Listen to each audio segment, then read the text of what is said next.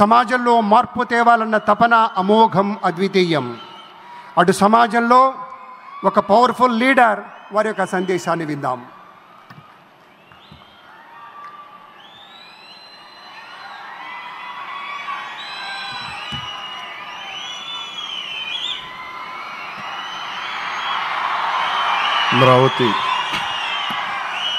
అమరావతి పునఃప్రారంభం సందర్భంగా 34,000 ఎకరాలు ఇచ్చి 29,000 పైచిలకు రైతులు గత 5 సంవత్సరాలుగా నలిగిపోయి ఇక్కడికి వచ్చి రోడ్ల మీదకి వచ్చి ముళ్ళ కంచెల మధ్యలో కూర్చొని పోలీసు లాఠీ దెబ్బలు తిని కేసులు పెట్టించుకొని ఇంట్లో పెద్దవాళ్ళని కానీ చాలామందిని 2,000 పైచిలకు రైతులు ప్రాణాలు కోల్పోయి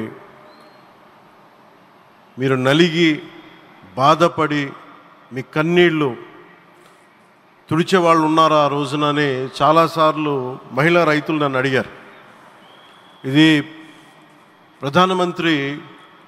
గౌరవ ప్రధానమంత్రి శ్రీ నరేంద్ర మోదీ గారికి తెలుస్తుందా అని ఒకసారికి 5 సంవత్సరాల క్రితం మీరు అడిగారు. నేను ఆ రోజు ఆయనకి తెలియకుండా ఏది ఉండదు, అమరావతి శాశ్వత రాజధానిగా ఉంటుందని ఆ రోజు మేమందరం కలిపి మాట ఇచ్చాం. ఆ ఇచ్చిన మాట ప్రకారం ఈ రోజున గౌరవ ప్రధానమంత్రి గారి చేతుల మీదుగా మళ్ళీ ఇంకొకసారి పునఃప్రారంభం జరగబోతుంది. ఇది ఆది శంకరాచార్య 1237వ జయంతి సందర్భంగా తిరిగి అమరావతి పునఃప్రారంభం కావటం చాలా ఆనందాన్ని కలగజేస్తుంది.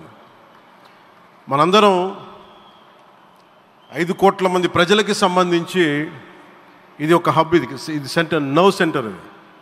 అంటే మనందరికీ సంబంధించిన ఇల్లు ఇది. మనందరం ఎవరిని అడుగుతున్నామంటే ఒక ప్రధానమంత్రి గారు పూర్వం సన్యాసాశ్రమంలో ఉన్నప్పుడు ఆయనకి అనికేత్ అనే పేరు పెట్టారు.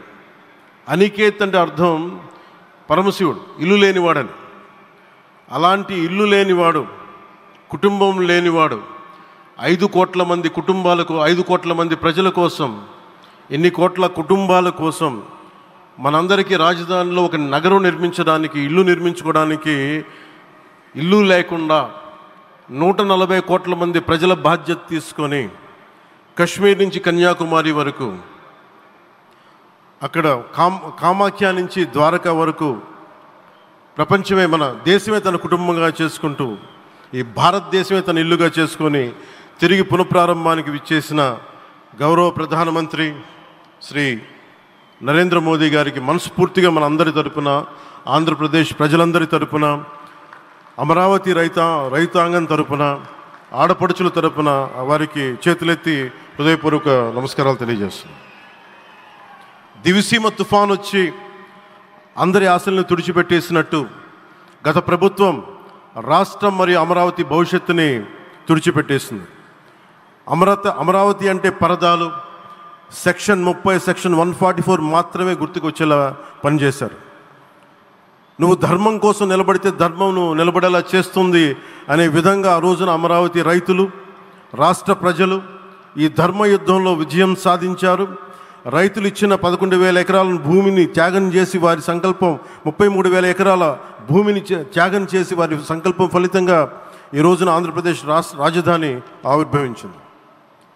అమరావతి రాజధాని పనులు పునఃప్రారంభమవుతున్న ఈ శుభ సందర్భంలో ముందుగా రాజధాని నిర్మాణం కోసం స్వచ్ఛందంగా ముందుకొచ్చి తమ భూముల్ని, పొలాల్ని ప్రభుత్వానికి ఇచ్చిన అమరావతి ప్రాంత రైతులకు, మీ త్యాగానికి గత 5 ఏళ్లుగా మీరు చేసిన పోరాటానికి శిరస్సు వంచి మీకు ధన్యవాదాలు తెలియజేస్తున్నాను. గత 5 ఏళ్లుగా రాజధాని నిర్మాణం నిలిచిపోయి రాజధాని తరలిపోతుందనే సమయంలో రోడ్ల మీదకు వచ్చి 5 కోట్ల ప్రజల తరపున రైతులు, మహిళలు, విద్యార్థులు చేసిన పోరాటం, మీరు పడిన అవమానాలు, మీపై పడిన గాయాలు ప్రతి ఒక్కటి మా మనసులో ఉంది. ఆ రోజున దివ్యాంగులను కూడా లాఠీ దెబ్బలు నా గుండెలు ఇంకా సజీవంగా ఉన్నాయి. ఆ బాధ మేము మర్చిపోలేదు, ఎవరిని మర్చిపోనివ్వలేదు. అందుకని దానికి సజీవ సాక్షి ఈ రోజున తిరిగి పునఃప్రారంభానికి గౌరవ ప్రధానమంత్రి గారు రాక ఆ రోజున మహిళలు, విద్యార్థులు చేసిన పోరాటం, మీరు పడిన అవమానాలు, మీపై పడ్డ గాయాలు ప్రతి ఒక్కటి మనసులో ఉంది. మీ త్యాగాన్ని మేము మర్చిపోం. మీరు చేసిన త్యాగానికి జవాబుదారీగా ఉంటాం. బాధ్యతగా అమరావతి నిర్మాణం జరిగేలా సాయశక్తుల ఈ కూటమి ప్రభుత్వం కృషి చేస్తుంది. అమరావతి రైతుల త్యాగాలను హృదయపూర్వకంగా స్మరించుకుంటూ వారి ప్రతినిధులుగా ఇక్కడకు విచ్చేసిన రైతులకి నా ప్రత్యేక నమస్కారం. ఈ పోరాటంలో వారికి ప్రతినిధులుగా సన్మానం అందుకుంటున్న మహిళా రైతులు పాత్ర, ప్రత్యేకించి అమరావతి మహిళా రైతుల పాత్ర చాలా అభినందనీయం. మీరు ఎంత నలిగారు, మీరు ఎంత రోడ్ల మీదకి వచ్చారు. మగవాళ్ళు ఆపేస్తే ఆడపడుచులు బయటకు వచ్చి తిరిగి పౌరుషం చూపించారు, ఆంధ్ర పౌరుషాన్ని చూపించారు. మీరికి నా ప్రత్యేక అభినందన.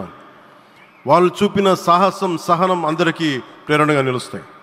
వేదిక మీద ఉన్న నా మంత్రివర్గ సహచరులకి, గౌరవ ప్రధానమంత్రి శ్రీ నరేంద్ర మోదీ గారికి, విజనరీ అయిన గౌరవ ముఖ్యమంత్రి శ్రీ నారా చంద్రబాబు నాయుడు గారికి, సోదరులు లోకేష్ గారికి, గవర్నర్ గారికి ప్రత్యేకించి నా హృదయపూర్వక నమస్కారాలు, ధన్యవాదాలు తెలియజేస్తున్నాను. అలాగే ఇతర సహచరులకు, సభకు హాజరైన వారికి, రాష్ట్ర ప్రజలకు కూడా నమస్కారాలు తెలియజేస్తున్నాను. ఇక్కడ రైతులు భూమిని మాత్రమే ఇవ్వలేదు, రాష్ట్ర భవిష్యత్తును నిర్మించే ఆశలను, విశ్వాసాన్ని ఇచ్చారు. కానీ 5 సంవత్సరాల్లో గత ప్రభుత్వం ఆ త్యాగాన్ని అవమానించింది. 3 రాజధానులు అస్తవ్యస్త విధానంతో ప్రజల విఘ్నతని, అమరావతిని అగౌరవపరిచింది. ఈరోజు ఈ వేదిక నుండి మేమందరం మీకు హామీ ఇస్తున్నాం. అమరావతి మళ్ళీ ఒక ప్రపంచ స్థాయి సర్వశ్రేష్ఠ రాజధానిగా ఆవిర్భవిస్తుంది. అమరావతి ఒక ఆర్కిటెక్చరల్ జోన్, ఒక కాంక్రీట్ జంగిల్గా మిగిలిపోకుండా జవాబుదారీతనం, న్యాయం, ప్రజాస్వామ్యానికి ప్రతీకగా నిలవాలని ఆకాంక్షిస్తున్నాను.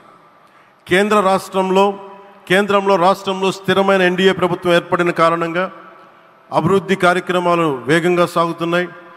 మేనిఫెస్టోలో ఇచ్చిన హామీలన్నీ దశల వారీగా బాధ్యతాయుతంగా అమలు చేస్తున్నాం. కేవలం మ్యాచింగ్ గ్రాంట్స్ ఇవ్వని కారణంగా గత ప్రభుత్వం రాష్ట్రం కేంద్రం నుంచి పొందాల్సిన 1000 కోట్లు నష్టపోయింది.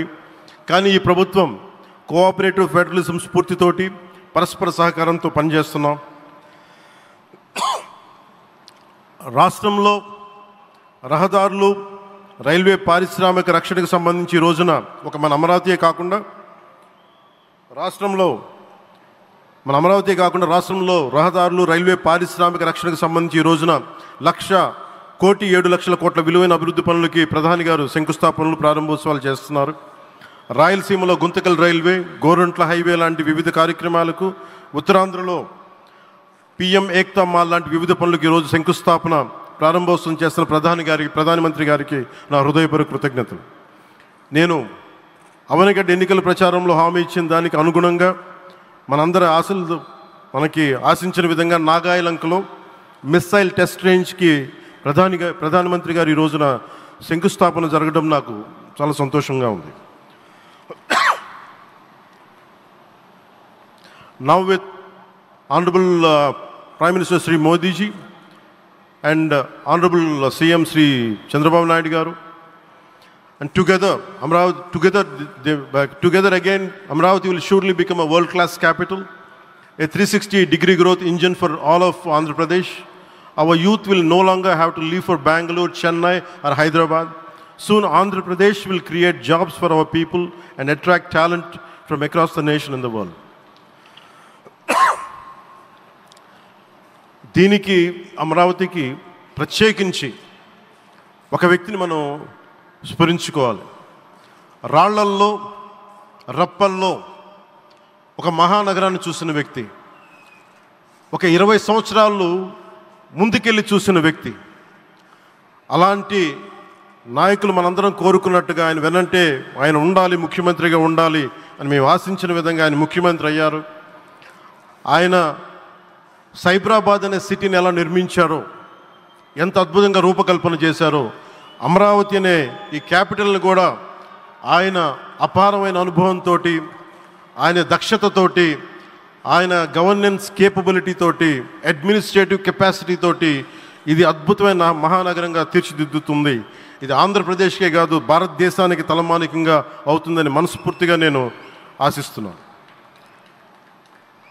అలాగే ప్రత్యేకించి ఈ రోజున మనం ప్రధానమంత్రి గారిని చాలా లోతుగా మనం అర్థం చేసుకోవాలి. ఈ రోజున కశ్మీర్లో దాదాపు 28 మందిని చంపేశారు.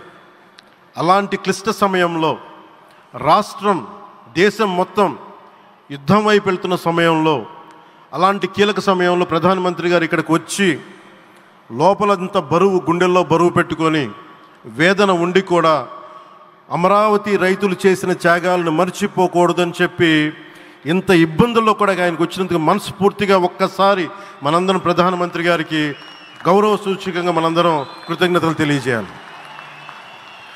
The Pahalgam terrorist attack has been one of the darkest days for the entire country. Even the blood was spilled in Kashmir. The blood spilled in Kashmir, it created tremors in the entire nation. And we had seen it personally, witnessed personally, the pain of the victims.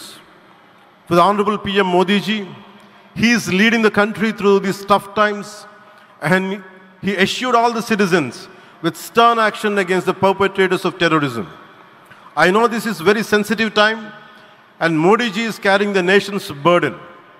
Amidst this tremendous difficult moment, Modi ji still gave time and came today to Amravati.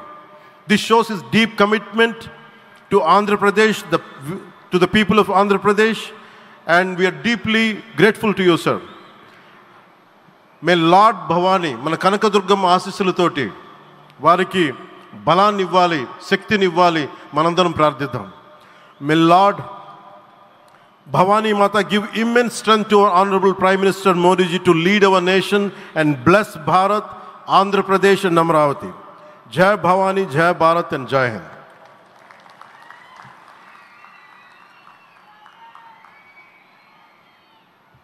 Shri Pawan Kalyan సార్కి ధన్యవాదాలు తెలియజేసుకుంటూ ఆంధ్రభూమి